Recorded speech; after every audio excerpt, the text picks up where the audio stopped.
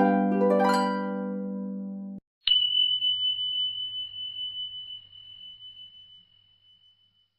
Guys, मैं राज साहब। आप लोग बीएफआई आर्ट्स क्लास देख रहे हो।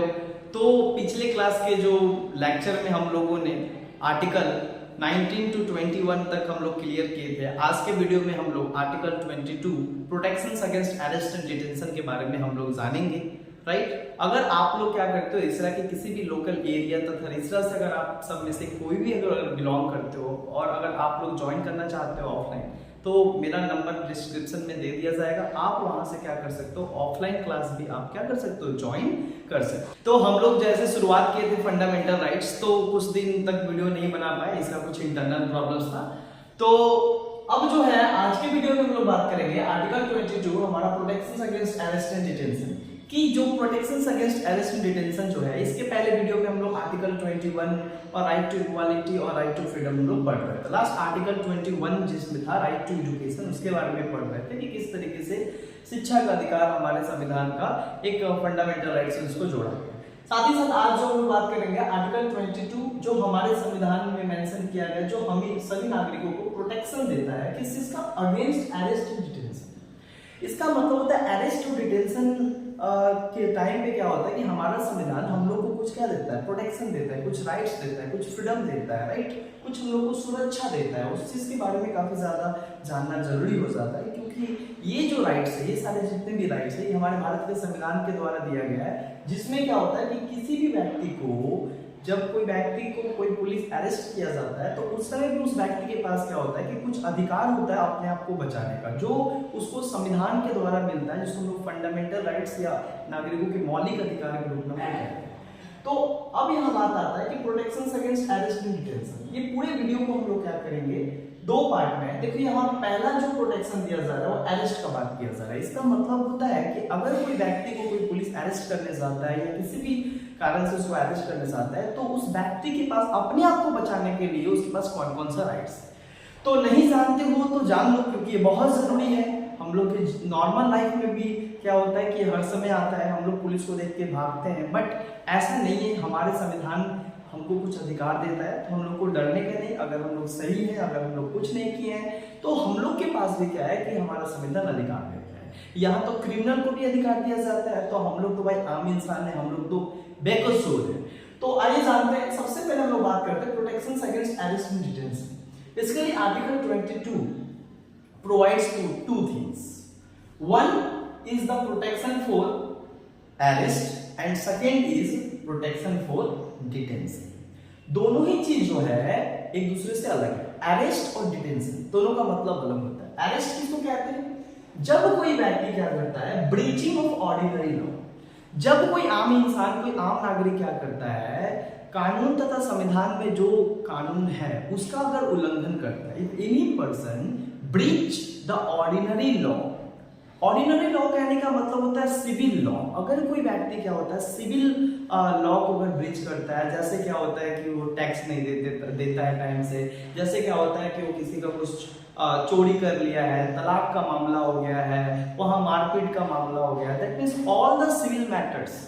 अगर कोई व्यक्ति क्या करता है, ऑर्डिनरी लॉ को वायलेट करता है या ब्रीच करता है या उसका उल्लंघन करता है, तो उस समय क्या होता है कि उसके ऊपर गवर्नमेंट क्या करता है, एक्शन लेता है। वो क्या करता है, अरेस्ट करता है, ताकि क्या हो कि वो और किसी की प्रॉपर्टी को डैमेज ना करे या उससे किसी और भी व्यक्ति के फंडामेंटल राइट्स का या किसी भी तरीके का उसको नुकसान ना हो। इसके लिए क्या होता है कि पुलिस क्या करता है, उसको अरेस्ट करता है, उस व्यक्ति को अरेस्ट करता है जो व्यक्ति क्या करता है, ऑर्डिनरी लॉ को वायलेट करता है या ब्रीच करता है या कानून को अपने हाथ में लेने की कोशिश करता है।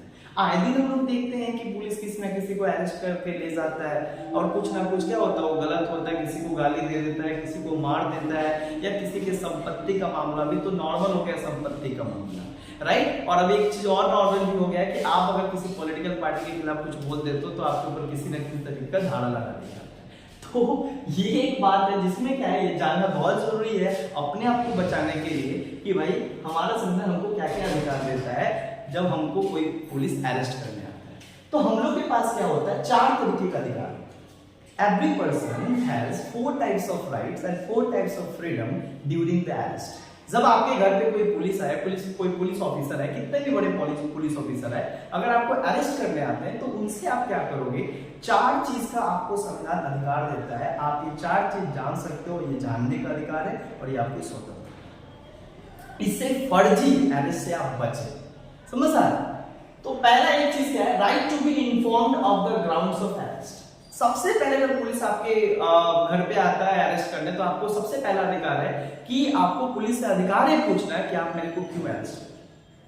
दैट मीन्स आप मेरे को किस बेसिस पे और किस आधार पे मेरे को अरेस्ट कर रहे हो, ये मेरे को बताओ। जाहिर सी बात है, पुलिस अगर आपको अरेस्ट करने आए तो बताएगा कि आपने ये किया और आपको इस तहत आपको अरेस्ट किया जा रहा है, इतना सीआरपीसी या सीपीसी या आईपीसी के तहत आपको अरेस्ट किया जा रहा है, आपने ये तोड़ा प्रॉपर्टी, इसके लिए क्या किया गया, आपको अरेस्ट किया गया। तो आपको सबसे पहले क्या करना पड़ेगा, आपको बताना पड़ेगा और आपको पूछने का अधिकार है कि आप अगर मेरे को अरेस्ट करने आए तो show me the arrest warrant. आप अपने नाम का अरेस्ट वारंट भी मांग सकते हो उनको कि अगर मेरे को अरेस्ट करने का दिया गया है तो कहां मजिस्ट्रेट का अरेस्ट वारंट दिखाइए, मेरे को अरेस्ट वारंट, मैं चलने के लिए तैयार हूं। So this is your first rights, right. Now the second rights, second freedom क्या है, अगर कोई पुलिस क्या होता है आपके घर पे आता है और आपको अरेस्ट भी कर लेता है, चलो मान लेते हैं कि वो अरेस्ट वारंट लेकर आता है और आपने कुछ किया और आपको अरेस्ट कर लिया गया, उसके बावजूद भी संविधान आपको क्या करता है, कुछ बचने का अधिकार देता है। ये कौन सा अधिकार है, बोलता है accused have a right to consult with lawyer and advocate. आप अगर उनको अरेस्ट करके भी लेके जा सकते हो तो अपने वो बेगुनाह साबित करने के लिए तथा अपने आप को जेल खटने से बचने के लिए वे अपने किसी भी लॉयर और किसी भी एडवोकेट से क्या कर सकते हैं, जाकर कंसल्ट कर सकते हैं। आप उनको रोकोगे नहीं कि नहीं आप लॉयर या एडवोकेट से बात नहीं कर सकते, नहीं, वो अपने लॉयर एडवोकेट अपने मनमर्जी, अपने जिस लॉयर से बात करना होगा, जिस लॉयर से मिलना होगा, उस लॉयर से उनको मिलना दिया जाएगा। ये हर एक व्यक्ति का अधिकार होता है। समझ आया? जैसे क्या होता है कि आर्यन खान अगर अरेस्ट हुआ, अगर वो एनसीबी में जो अरेस्ट हुआ, नार्कोटिक्स कंट्रोल ब्यूरो में जो ड्रग्स के मामले में अरेस्ट किया गया, तो लॉयर रखना, तो कोई भी व्यक्ति लॉयर रख सकता है भाई, बड़ा बड़ा क्रिमिनल भी लॉयर रख सकता है। ये हमारा भारत का संविधान अधिकार देता है सभी लोग, ये भारत का मौलिक अधिकार है। तीसरा चीज क्या अधिकार देता है हमारा संविधान, कि अगर आपको पुलिस अरेस्ट करके ले जाता है और उसको 24 घंटा के अंदर विदिन 24 आवर्स पुलिस को क्या करना पड़ता है, नियरेस्ट मजिस्ट्रेट और फर्स्ट क्लास मजिस्ट्रेट के सामने आपको पेश करना होगा। अगर पुलिस क्या होता है कि 24 घंटा के अंदर आपको पेश नहीं, ड्रग्स के मामले में अरेस्ट किया गया, तो लॉयर रखना, तो कोई भी व्यक्ति लॉयर रख सकता है भाई, बड़ा बड़ा क्रिमिनल भी लॉयर रख सकता है। ये हमारा भारत का संविधान अधिकार देता सभी लोग, ये भारत का मौलिक अधिकार है। तीसरा चीज क्या अधिकार देता है हमारा संविधान, कि अगर आपको पुलिस अरेस्ट करके ले जाता है और उसको 24 घंटा के अंदर विदिन 24 आवर्स पुलिस को क्या करना पड़ता है, नियरेस्ट मजिस्ट्रेट और फर्स्ट क्लास मजिस्ट्रेट के सामने आपको पेश करना होगा। अगर पुलिस क्या होता है कि 24 घंटा के अंदर आपको पेश नहीं कर पाता है तो आपको वाइजर देरी किया जाएगा, ये हमारे संविधान में लिखा गया।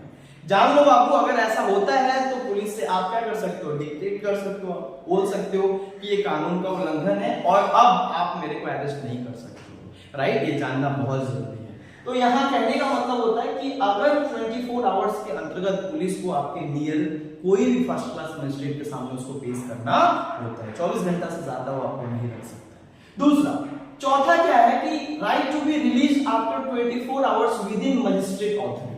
अगर क्या होता है कि वो मजिस्ट्रेट के सामने आपको पेश करता है और मजिस्ट्रेट क्या करता है, आपको ग्रांट कर देता है बेल। अगर वो आपको बेल देता है या आपको बाइज्जत बरी कर देता है, तो उसके बाद से 24 घंटा के बाद से अगर मजिस्ट्रेट आपको ग्रांट कर देता है और आपको बेल पे छोड़ देता है, तो आपको पुलिस अरेस्ट नहीं कर सकते।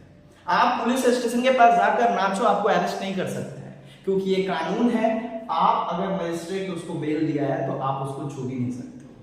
ये बहुत ज्यादा इंपॉर्टेंट है। जब अरेस्ट कोई व्यक्ति हमको करने आता है तो हमारे पास ये 4 मौलिक अधिकार है और इससे हम लोग फर्जी अरेस्ट से बच सकते हैं। क्योंकि बहुत समय क्या होता है कि फर्जी अरेस्ट भी होता है, आपका कोई दुश्मन है वो थोड़ा पैसा दे देता है पुलिस को और पुलिस आकर आपको क्या करता है, अरेस्ट और टॉर्चर करना स्टार्ट कर देता है।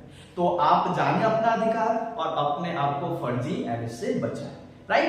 अब हम लोग क्या करते हैं, ये केवल जो अरेस्ट होता है, इस तरीके का जो अरेस्ट होता है only for the civil cases. अगर आप क्या करते हो, कोई भी संविधान या कोई भी कानून का कोई भी अगर क्या हो तो कानून का उल्लंघन करते हो या सिविल क्राइम करते हो। सिविल क्राइम कहने का मतलब क्या होता है, मैरिज से रिलेटेड हो गया, तलाक से रिलेटेड हो गया, प्रॉपर्टी से रिलेटेड हो गया, ये सारे जितने भी मैटर्स होते हैं जिसमें खून नहीं बहता, जिसमें मर्डर नहीं होता है, वो सारा मैटर्स कहलाता है सिविल मैटर्स, राइट। पैसा का, चोरी का, ये सारा चीज का।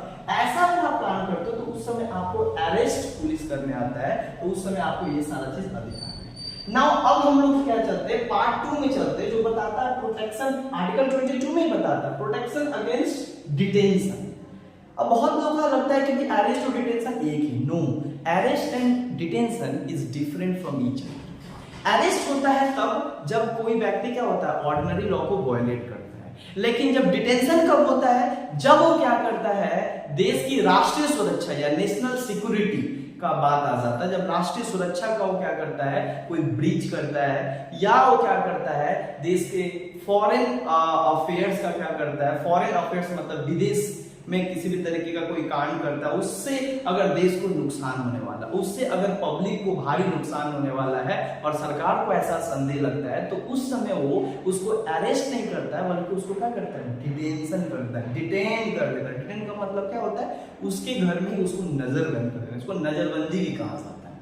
तो अरेस्ट मतलब गिरफ्तारी होता है और डिटेंशन मतलब नजरबंदी होता है। अरेस्ट और डिटेंशन में यही अंतर होता है, अरेस्ट ऑर्डिनरी और सिविल लॉ को वायलेट करने पे अरेस्ट किया जाता है, कुछ राइट्स छीना जाता है। बट डिटेंशन क्या होता है कि इसमें अरेस्ट नहीं होता है, बल्कि वो पुलिस आपके ही घर में आकर आपको आपके ही घर में बंद कर देगा और पूरे बाहर से सारा जो आपका कनेक्शन है वो सबको काट देगा और आपको घर में ही क्या करना है, उसको वो नजरबंद कर देगा और आप कॉल पे बात नहीं कर सकते हो। मतलब आप अपने ही घर में क्या कर किला में रहने लगे और जेल में रहने लगे। इस तरीके का जो एक्टिविटी होता है वो हमारा डिटेंशन में देखने को मिलता है। डिटेंशन कब लगाया जाता है किसी के ऊपर, ब्रीचिंग ऑफ क्रिमिनल और नेशनल लॉ। अगर आप क्या करते हो, कोई क्रिमिनल एक्टिविटी करते हो, बहुत संगीन अपराध आपके ऊपर है, राइट, मतलब क्रिमिनल एक्टिविटी हो गया, किडनैपिंग हो गया, मर्डरर्स हो गया, उसमें भी बहुत बार नहीं लगता है, लेकिन सबसे बड़ा होता है नेशनल लॉ। हमारे देश का राष्ट्रीय सुरक्षा के साथ आप अगर खिलवाड़ करते हो, अगर आपके कारण हमारा देश का किसी भी तरीके का देश का नुकसान होता है, देश का इमेज खराब होता है, तो उस समय क्या होता है कि आपको नेशनल सिक्योरिटी एक्ट लॉ के तहत आपको डिटेन कर लिया जाता है और आपको नजरबंद कर दिया जाता है आपके घर में, आपको देश और दुनिया से पूरा कनेक्टिविटी काट दिया जाता है। और ये भारत की राष्ट्रीय सुरक्षा को बनाए रखना तथा संप्रभुता को बनाए रखना तथा पब्लिक लॉ को, पब्लिक इंटरेस्ट को बचाने के लिए क्या किया जाता है, ये किया जाता है, राइट। ये बेसिकली जो डिटेंशन है हमारे संविधान में एक्चुअली ये नहीं था, हमारा संविधान का पार्ट नहीं है। ये क्या किया गया है कि डिटेंशन जो है, जो ब्रिटिश गवर्नमेंट हमारे देश में आए थे और हमारे देश के ऊपर जो सरकार चला रहे थे, देश के ऊपर कब्जा किए थे, उन लोगों ने क्या किया था कि हमारे देश के लोगों के ऊपर क्या करना कि राष्ट्रीयता की जो भावना पैदा हो रहा था कि देश को आजादी देने के लिए, उससे उन्होंने डरवाने के लिए क्या करते थे, ये सारा एक्ट उन्होंने डिटेंशन का लॉ उन लोगों ने ही यूज किया भारत के लोगों के ऊपर, ताकि उनको क्या किया जाए, नजरबंद कर दिया जाए और उनके वॉइस को दबा दिया जाए। इसके लिए क्या किया गया, डिटेंशन आया। तो याद रखना, detention was dive from the British government, this was not original constitution. ये भारतीय संविधान के द्वारा नहीं बनाया गया, बल्कि भारतीय संविधान ने इसको पार्ट बनाया गया from drive from British government. Okay, अब जो डिटेंशन होता है, डिटेंशन भी दो तरीके का होता है, एक होता है प्यूनिटिव डिटेंशन, एक होता है प्रिवेंटिव डिटेंशन। ध्यान से समझना, एक प्यूनिटिव डिटेंशन क्या होता है, प्यूनिटिव डिटेंशन कहने का मतलब होता है, प्यूनिटिव डिटेंशन के अंतर्गत उस तरीके का नजरबंदी होता है कि जब आप क्या होते हो कि कोई आफ्टर कमिटेड ऑफेंस, अगर आप क्या करते हो, कोई ऑफेंस कर देते हो, कोई अपराध कर देते हो और ऐसा अपराध करते हो जिसमें क्या होता है कि राष्ट्रीय सुरक्षा का बात आ जाता है, देश की सुरक्षा का बात आ जाता है, विदेशी सुरक्षा का बात आ जाता है, उस समय क्या किया जाता है, आपको आफ्टर द कमिटेड ऑफेंस, मतलब आप अगर क्या करते हो, कांड कर देते हो, उसके बाद आपको जब क्या किया जाता है, आपके घर है, आपको आफ्टर द कमिटेड ऑफेंसेस, मतलब आप अगर क्या करते हो, कांड कर देते हो, उसके बाद आपको जब क्या किया जाता है, आपके घर में आपको नजरबंद कर दिया जाता है और आपको घर से जाना मना कर दिया जाता है, उस एक्टिविटी को कहा जाता है प्यूनिटिव डिटेंशन। प्यूनिटिव डिटेंशन कब होता है? जब आप कोई ऑफेंस कर देते हो, उसके बाद आपके घर के ऊपर आकर क्या होता है कि आपको सरकार नजरबंद कर देता है और आपके घर पे आपको सील कर देता है, तो उसको कहा जाता है प्यूनिटिव डिटेंशन, राइट। अब प्यूनिटिव डिटेंशन के बाद क्या होता है? Preventive detention.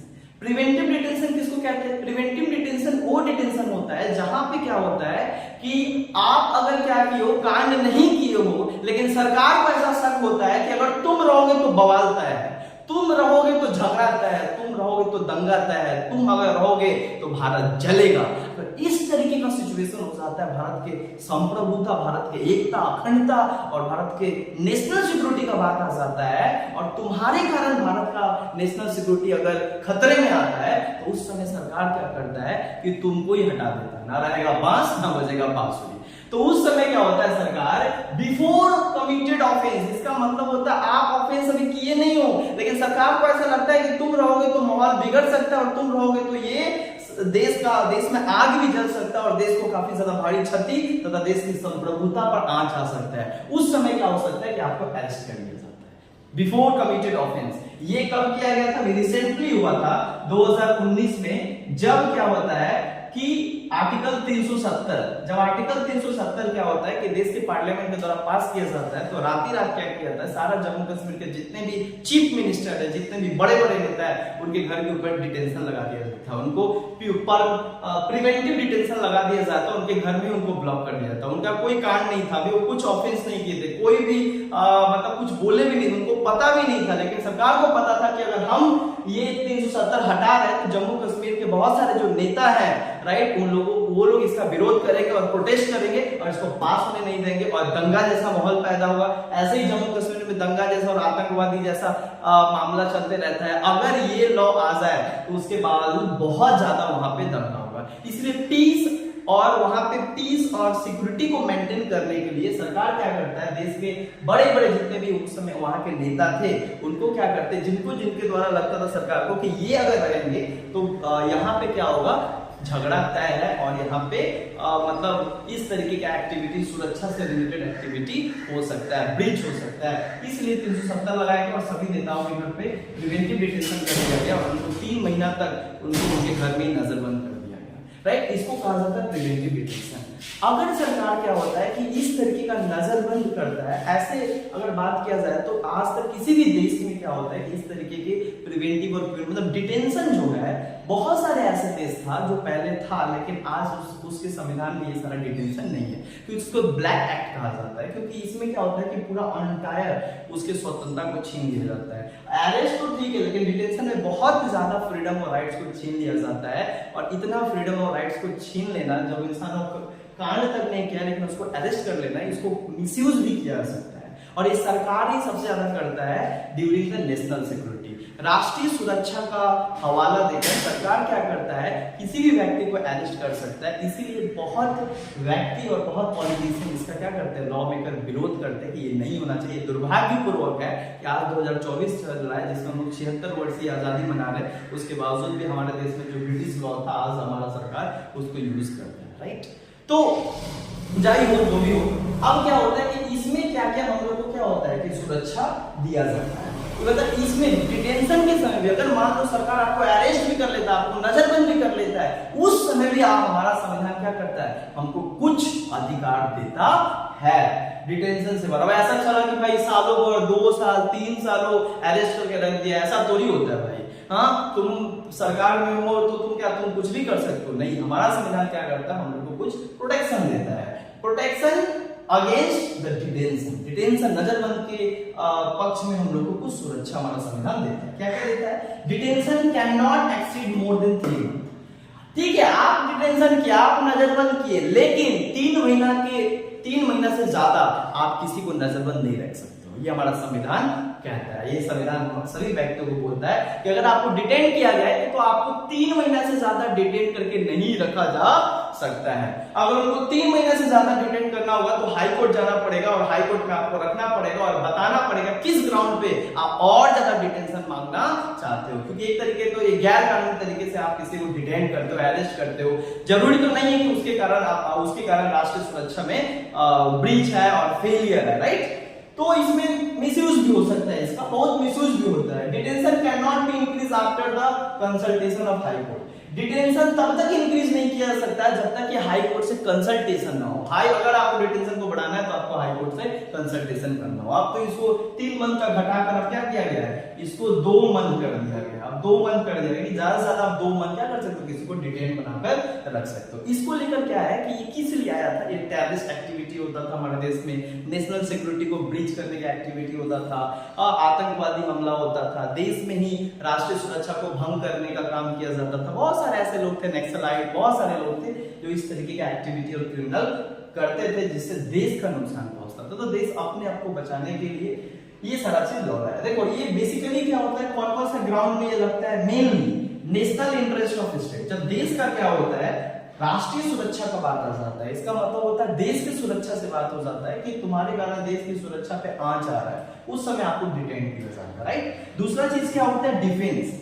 डिफेंस का मतलब होता है क्या होता है कि सुरक्षा से संबंधित, अगर मान लो देश की सुरक्षा से संबंधित या डिफेंस, अगर डिफेंस आप क्या करते हो, किसी भी तरीके का किसी को मतलब क्या करते हो, अपना देश का सारा बात खुफिया जानकारी दूसरे को दे दो, इस तरीके का कांड होता है, तो उस समय अगर आपको डिफेंस मतलब आपको क्या अरेस्ट कर लिया जाता है, लगता है सरकार को कि तुम लीक कर रहे हो आप, तो तुमको अरेस्ट कर सकते हैं। तीसरा क्या है, फॉरेन अफेयर्स। फॉरेन अफेयर्स से रिलेटेड का मतलब क्या होता है, अब ऐसा चला कि भाई सालों भर 2 साल 3 सालों अरेस्ट करके रख दिया, ऐसा थोड़ी होता है भाई। हाँ, तुम सरकार में हो तो तुम कुछ भी कर सकते हो, नहीं। हमारा संविधान क्या करता है, हम लोग को कुछ प्रोटेक्शन देता है, protection against the detention. Detention नजरबंद के पक्ष में हम लोग को कुछ सुरक्षा हमारा संविधान देता है। क्या क्या देता है, detention can not exceed more than 3 month. ठीक है, आप डिटेंशन किया, आप नजरबंद किए, लेकिन 3 महीना से ज्यादा आप किसी को नजरबंद नहीं रख सकते हो, ये हमारा संविधान कहता है। ये संविधान सभी व्यक्तियों को बोलता है कि अगर आपको डिटेन किया गया है तो आपको 3 महीना से ज्यादा डिटेन करके नहीं रखा जा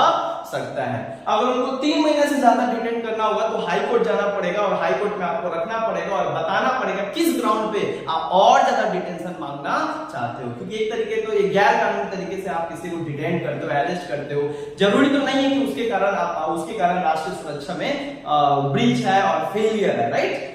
तो इसमें मिसयूज भी हो सकता है, इसका बहुत मिसयूज भी होता है। Detention can not be increase after the consultation of high court. Detention तब तक इंक्रीज नहीं किया जा सकता जब तक कि हाई कोर्ट से कंसल्टेशन ना हो। अगर आपको डिटेंशन को बढ़ाना है तो आपको हाई कोर्ट से कंसल्टेशन करना हो। अब तो इसको 3 मंथ का घटाकर अब क्या किया गया है, इसको 2 मंथ कर दिया गया। अब 2 मंथ कर दिया गया कि ज्यादा से ज्यादा आप 2 मंथ क्या कर सकते हो, किसी को डिटेन बनाकर रख सकते हो। इसको लेकर क्या है कि ये किस लिए आया था, ये टेररिस्ट एक्टिविटी होता था हमारे देश में, नेशनल सिक्योरिटी को ब्रीच करने का एक्टिविटी होता था, आतंकवादी हमला होता था, देश में ही राष्ट्रीय सुरक्षा को भंग करने का काम किया जाता था। बहुत सारे ऐसे लोग थे, नक्सलाइट, बहुत सारे लोग थे जो इस तरीके का एक्टिविटी और क्रिमिनल करते थे जिससे देश का नुकसान पहुंचता था। तो देश अपने आप को बचाने के लिए ये सारा चीज हो रहा है। देखो ये बेसिकली क्या होता है, कौन कौन सा ग्राउंड में ये लगता है, mainly national interest of state. जब देश का क्या होता है, राष्ट्रीय सुरक्षा का बात आ जाता है, इसका मतलब होता है देश की सुरक्षा से बात हो जाता है कि तुम्हारे कारण देश की सुरक्षा पे आंच आ रहा है, उस समय आपको डिटेन किया जाता है, राइट। दूसरा चीज क्या होता है, डिफेंस।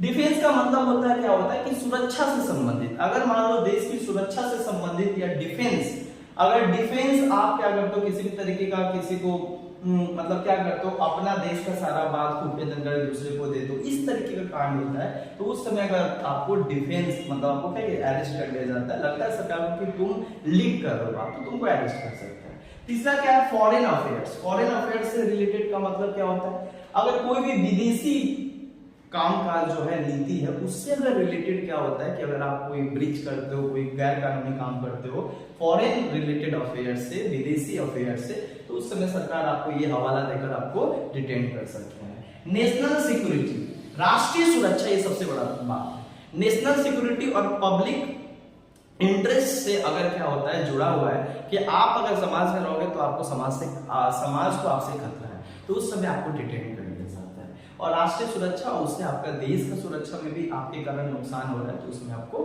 अरेस्ट किया जा सकता है। These are the basic grounds right under the detention, जिसके द्वारा डिटेन किया जा सकता है। साथ ही साथ क्या होता है कि 1950 से लेके आज तक बहुत सारा डिटेंशन, बहुत सारा मतलब डिटेंशन से जुड़ा हुआ लॉ बनाया गया ताकि क्या कह सके समाज में मेंटेन पीस एंड सिक्योरिटी और हम लोग क्या कर सके संप्रभुता, एकता और अखंडता को बचाया जा सकता है तथा राष्ट्रीय सुरक्षा को भी बनाया जा सकता है। इसके लिए क्या हो गया है, सबसे पहला जो एक्ट लाया गया प्रिवेंटिव डिटेंशन एक्ट जो 1950 में आया। ये आने का मेन क्या था कि उस समय पाकिस्तान से बहुत सारे लोग आ रहे थे, जा रहे थे और देश में खासकर जम्मू कश्मीर के पार्ट में क्या करते थे, आतंकवादी एक्टिविटी कर रहे थे। इसके लिए क्या किया गया कि ये प्रिवेंटिव डिटेंशन एक्ट लाया गया 1950 में, लेकिन ये भी ज्यादा देर चला नहीं। 1969 में इसको एक्सपेल कर दिया गया, मतलब एक्सपायर हो गया। गवर्नमेंट इसको क्या किया, एबोलाइज कर दिया। अब ये प्रिवेंटिव डिटेंशन एक्ट नहीं है। दूसरा एक्ट आ रहा है टेररिस्ट एंड डिसरप्टिव एक्टिविटी। इसका मतलब क्या होता है, टेररिस्ट एंड डिसरप्टिव एक्टिविटी, ये बेसिकली टेररिस्ट पे लगता है। जो टेररिस्ट एक्टिविटी करता है हमारे देश में, किसी बच्चों को मारने का कोशिश करता है, किसी भी तरीके का किसी घर को जला देता है, लोग को मार देता है, काट देता है, अंधाधुंध फायरिंग करता है, इस तरीके का अगर कोई व्यक्ति काम करता है, टेररिस्ट एक्टिविटी का काम करता है, अपने ही देश के खिलाफ षड्यंत्र रचता है, तो उस समय उसके ऊपर टाड़ा लगाया जा सकता है 1950 में। जो क्या किया गया, इसको भी रिपील्ड एक्सपायर कर दिया गया 1955। अब ये टाड़ा नहीं है राइट। दूसरा क्या है कोटा। कोटा क्या है, प्रिवेंशन ऑफ टेररिज्म एक्टिविटी। ये भी आया था 2002 में। जब क्या हुआ था 2002 में पार्लियामेंट्री अटैक हुआ था। 2001-2000 में पार्लियामेंट्री अटैक आया था, तो और ज्यादा सुरक्षा को बढ़ाने के लिए तथा हमारे देश में इस तरीके का एक्टिविटी और ना हो, क्योंकि भाई देश के पार्लियामेंट के ऊपर अटैक कर दिया गया था। देश के पार्लियामेंट जो है हमारे देश का सबसे सर्वोच्च लेजिस्लेटिव ऑर्गन है और वहीं से हमारा देश चलता है और कानून बनाया जाता है, वहीं पे अटैक कर दिया गया था। इसको लेकर सुरक्षा के ध्यान से देखकर 2002 में कोटा बनाया गया, जो कि 2004 में इसको भी खत्म कर दिया गया राइट। उसके बाद आया यूपीए। यूपीए का मतलब क्या होता है, unlawful activity prevention act. Unlawful activity prevention act जो है ये आता है 1967 में। इसमें क्या होता है कि कोई भी अगर क्या होता है कि गैर कानूनी अगर काम करता है हमारे देश में, मतलब कानून को हाथ में लेने की कोशिश करता है, जानबूझ के लेने की कोशिश करता है तथा ये सारे ग्राउंड्स पे ये कोशिश करता है भारत को नुकसान पहुंचाने का, तो उस समय सरकार क्या करता है, उसको समाज से साइड करने के लिए उसको डिटेन कर देता है। ये सरकार जानबूझ के रखा है ताकि समाज में शांति और संप्रभुता, भारत की सुरक्षा को बनाए रखा जा सकता है।